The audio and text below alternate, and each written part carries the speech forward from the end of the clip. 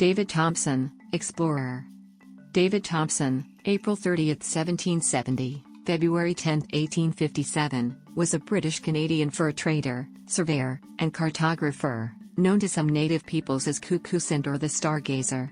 Over Thompson's career, he traveled some 90,000 kilometers, 56,000 miles, across North America, mapping 4.9 million square kilometers, 1.9 million square miles, of North America along the way. For this historic feat, Thompson has been described as the greatest land geographer who ever lived. Early life.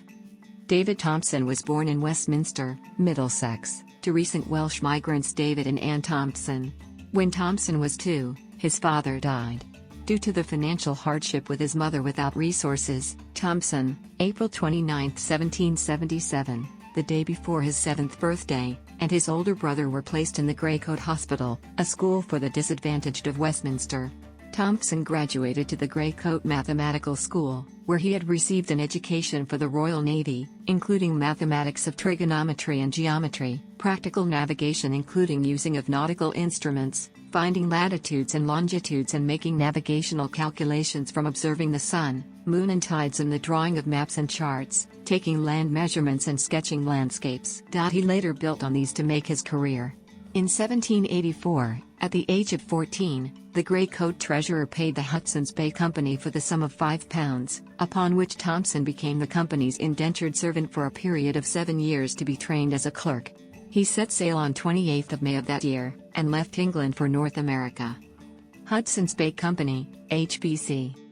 On September 2, 1784, Thompson arrived in Churchill, now in Manitoba, and was put to work as a clerk/secretary, copying the personal papers of the governor of Fort Churchill, Samuel Hearne.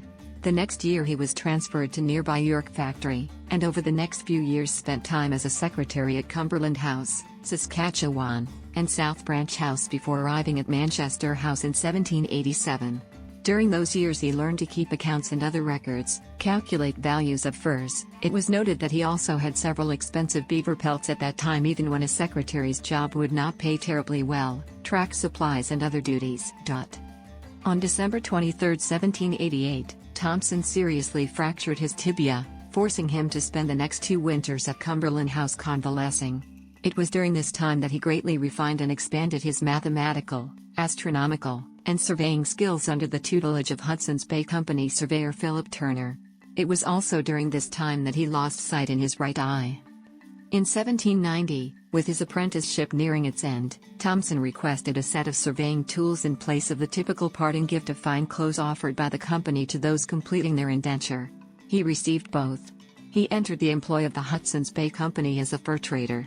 In 1792 he completed his first significant survey, mapping a route to Lake Athabasca, where today's Alberta/Saskatchewan border is located.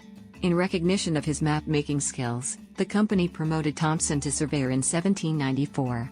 He continued working for the Hudson's Bay Company until May 23, 1797 when, frustrated with the Hudson's Bay Company's policies over promoting the use of alcohol with indigenous people in the fur trade, he left.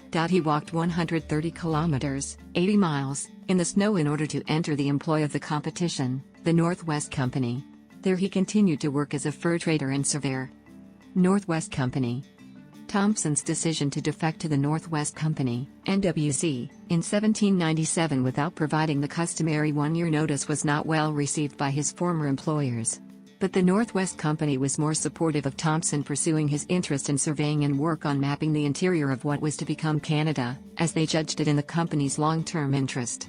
In 1797, Thompson was sent south by his employers to survey part of the Canada-US boundary along the water routes from Lake Superior to Lake of the Woods to satisfy unresolved questions of territory arising from the Jay Treaty between Great Britain and the United States after the American Revolutionary War.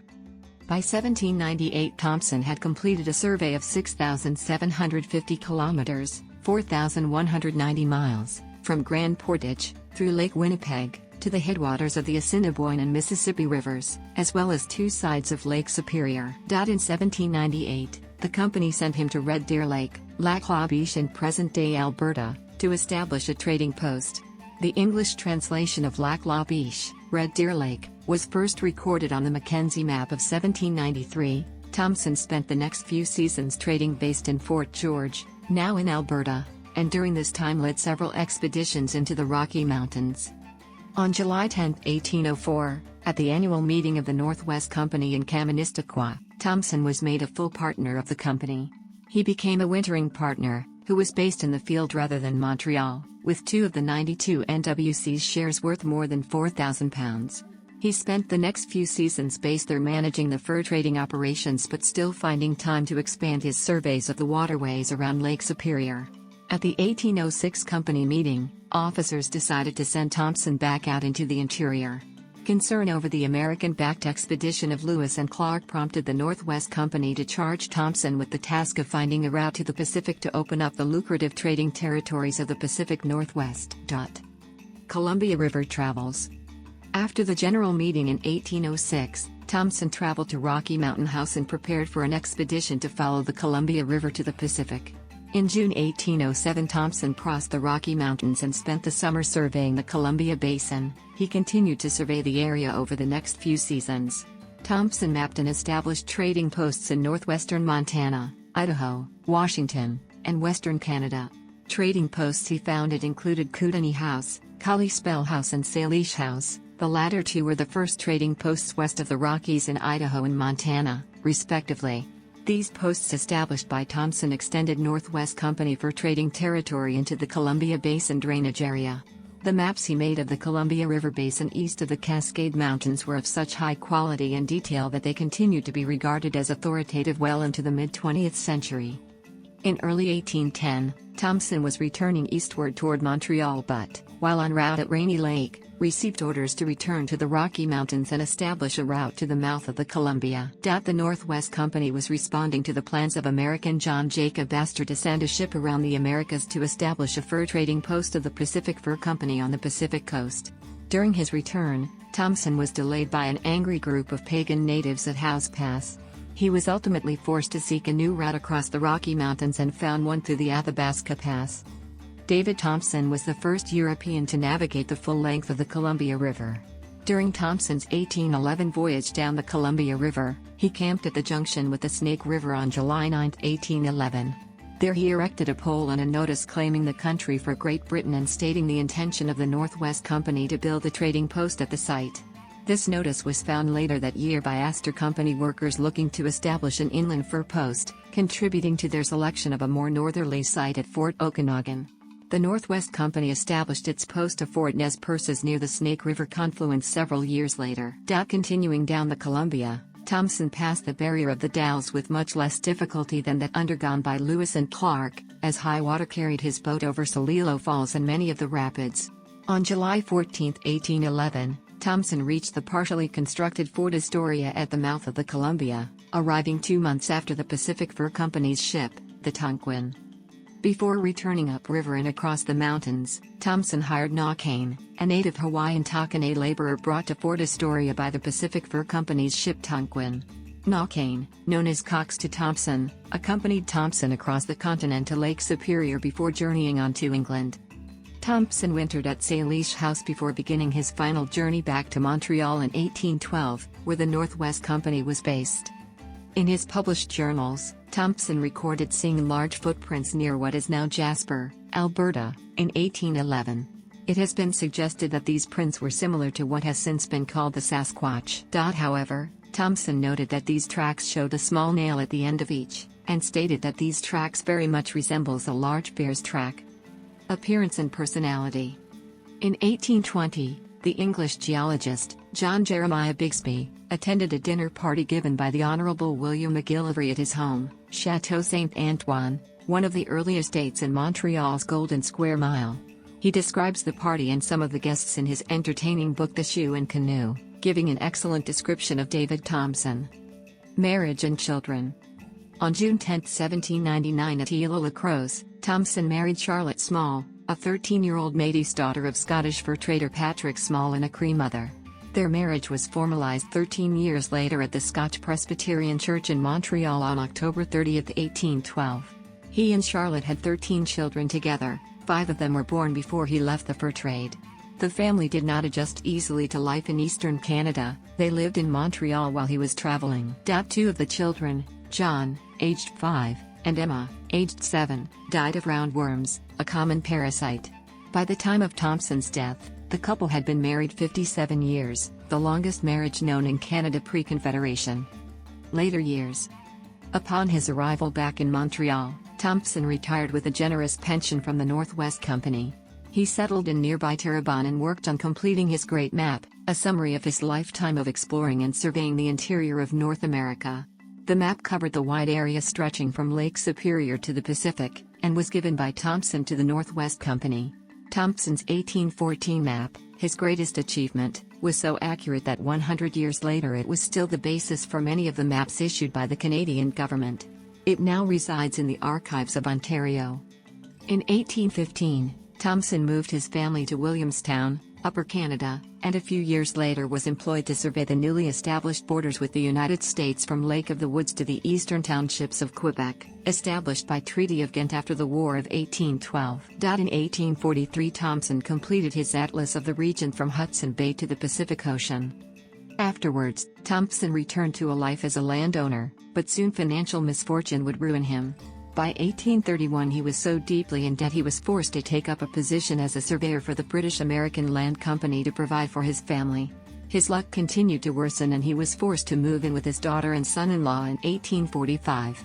He began work on a manuscript chronicling his life exploring the continent, but this project was left unfinished when his sight failed him completely in 1851. Death and afterward. The landmass mapped by Thompson amounted to 3.9 million square kilometers, 1.5 million square miles, of wilderness, one-fifth of the continent.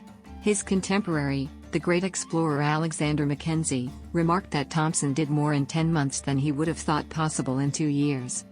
Despite these significant achievements, Thompson died in Montreal in near obscurity on February 10, 1857. His accomplishments almost unrecognized. He never finished the book of his 28 years in the fur trade, based on his 77 field notebooks, before he died.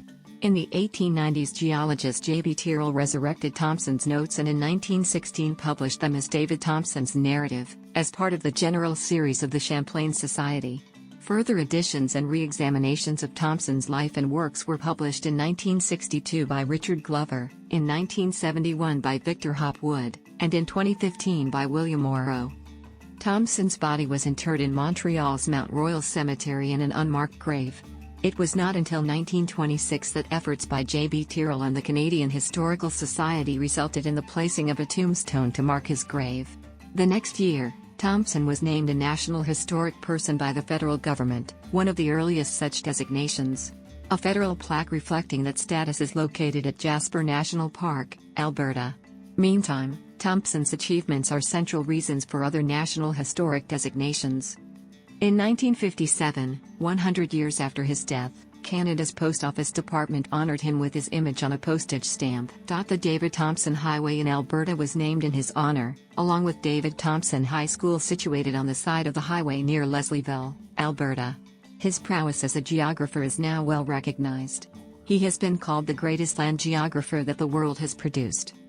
There is a monument dedicated to David Thompson, maintained by the state of North Dakota, near the former town site of the ghost town, Verendrye, North Dakota, located approximately 2 miles, 3.2 kilometers, north and 1 mile, 1.6 kilometers, west of Karlsruhe, North Dakota. Thompson Falls, Montana, and British Columbia's Thompson River are also named after the explorer. The year 2007 marked the 150th year of Thompson's death and the 200th anniversary of his first crossing of the Rocky Mountains.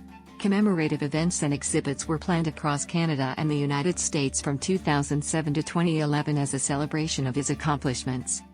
In 2007, a commemorative plaque was placed on a wall at the Grey Coat Hospital, the school for the disadvantaged of Westminster. David Thompson attended as a boy, by English author and TV presenter Ramirez. Thompson was the subject of a 1964 National Film Board of Canada short film David Thompson, The Great Mapmaker, as well as the BBC Two program Ramir's Northern Wilderness, Episode 5, broadcast in November 2009. He is referenced in the 1981 folk song Northwest Passage by Stan Rogers. The National Park Service, Parks Canada, announced in 2018 that it had named its new research vessel RV David Thompson, to be used for underwater archaeology, including seafloor mapping, and for marine science in the Pacific, Atlantic, Arctic Oceans, and the Great Lakes. It will be the main platform for research on the wrecks of HMS Erebus and HMS Terror National Historic Site. The David Thompson Astronomical Observatory at Fort William Historical Park was named to commemorate David Thompson and his discoveries.